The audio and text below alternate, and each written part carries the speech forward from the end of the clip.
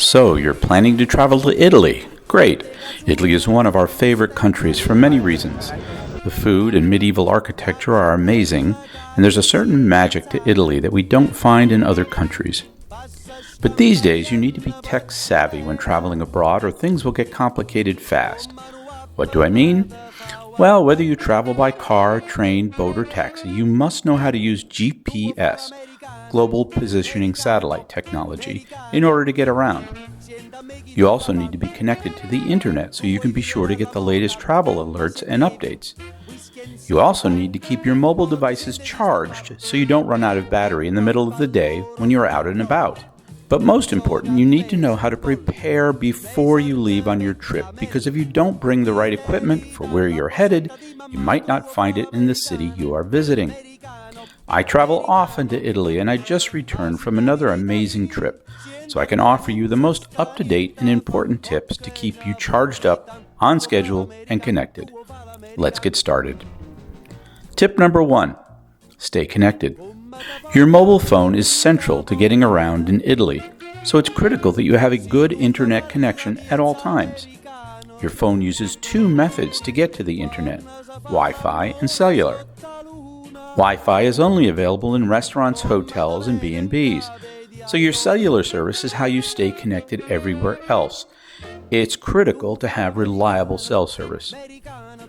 We have found that the best way to get connected in Italy and stay connected is to get the international service before you leave. For example, we get the AT&T Daily International plan for $10 a day. It kicks in automatically when you arrive, and you only pay for the days you use. Other plans are available, but this seems to be the most economical. Be sure to turn off roaming if there are days you don't need to use it. Be sure to have the international service turned on several days before you leave. Unfortunately, there is no way to test international service from home, so make sure you get a customer service phone number from your service provider before you leave so you can call if there are any issues. Tip number 2, stay oriented. To have the best trouble-free experience, you must know where you are, that's your location, and where you're going, that's routing. Whether you are trying to find a local restaurant, get to your B&B, or hail a taxi, you must have a good connection to your phone's GPS service. Without a good GPS connection, you will not have the maps you need on the phone, and you won't have a reliable indication of where you are on the map and where you need to go. The key to good GPS service depends mostly on the previous tip I gave, good international cell service. But you also need to know how to use the GPS app on your phone. And if you have an Apple phone, you'll probably use the Apple Maps app. But you can also use Google Maps. If you don't have an Apple phone, then you probably have an Android phone, Samsung, LG, Nokia, etc. Your best option for this is Google Maps. If you are already a savvy GPS user, great. You won't have much problem in Italy, but if you rarely use GPS, you must practice with it before you leave for your trip. Navigating while walking is just as important as navigating while driving. To practice, go to a central area in your hometown, stand in the middle of a busy area or intersection, and search in your GPS app for a local restaurant. You will be doing a lot of this in Italy, so this is a great test of your GPS ability. Once you find a restaurant in walking distance, select it, and tell the app to take you there with audible turn-by-turn directions. There should be a route or start button on the app. Make sure you select the walk mode, not the driving mode.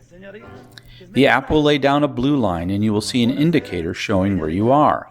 Move around until the icon points in the direction of the blue line and begin walking. As you walk, you will see the pointer showing your progress. It will tell you when and where to turn. Follow this all the way to the restaurant. Once you arrive, congratulations, you have passed the first practice lesson in GPS navigation. But you aren't done. You need to keep practicing finding and routing to new locations until you are good at it, and this can take some time. But it's important. Believe me, when you arrive in that crowded, unfamiliar Italian city, you will be thankful for the practice. If you will be driving in Italy, be prepared. It's not like driving in the States, and it can be nerve-wracking and very disorienting at times. But your best defense is to know how to use your phone's GPS in the car. You need to practice routing to locations in the car just like you did when walking. Make sure you have a good phone dashboard mount so you're not holding your phone while you drive. The more practice you do before you leave home, the better your travel experience will be. By the way, I'm a big fan of Garmin GPSs. These are the dedicated GPS screens that you mount on the windshield. They don't use cellular service. They capture GPS signals directly from the GPS satellites in space. So they tend to be much more reliable, and since they plug into the cigarette lighter in the dash, they are constantly powered up and you don't need to worry about draining your phone battery. I bring my Garmin from home, but you can rent them from the rental car company for an extra fee. But here's an important heads up with GPS. Most large Italian cities rely on trolleys for public transportation.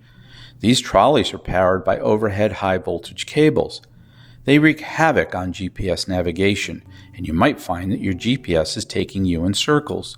So here's the tip. If you're having trouble with your GPS and you see that you are under high-voltage trolley lines, move to the next street over where there are no lines and let the GPS reroute you.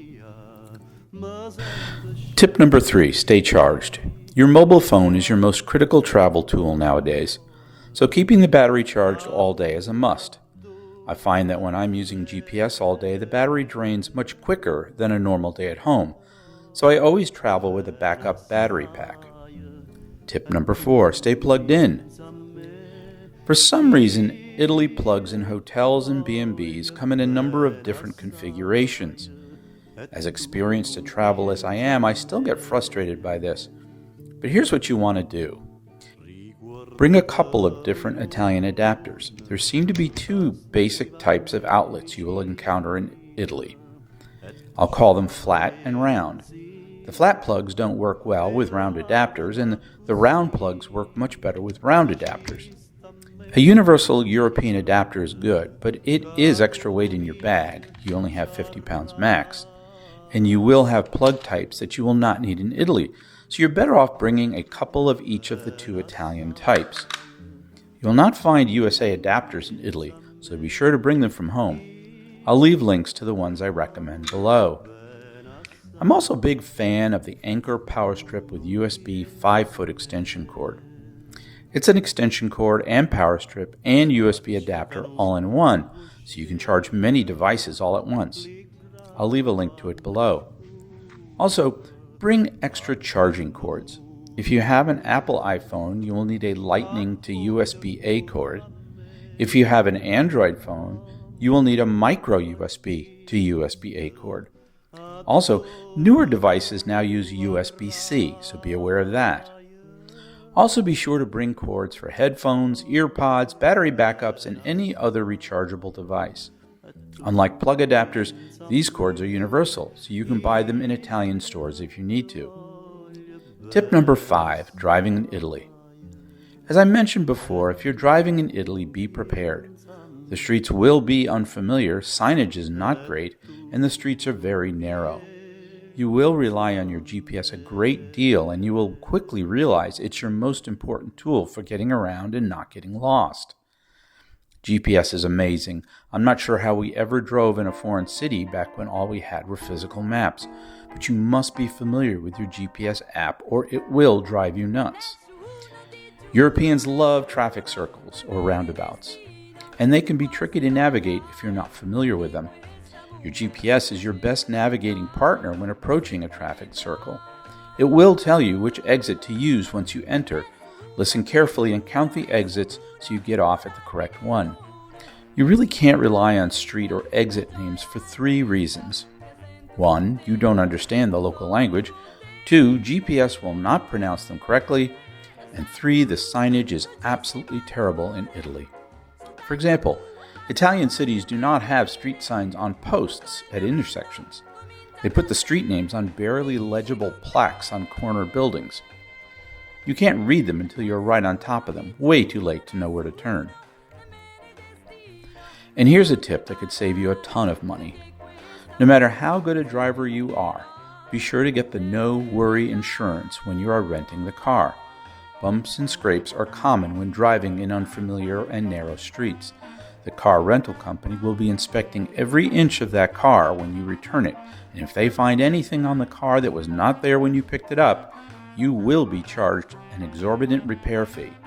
You will thank me for this one. Take it from me, the daily charge for the no worry insurance is nothing compared to the repair costs if you scrape the side of the car. I hope these tips are helpful, and enjoy your trip to Italy.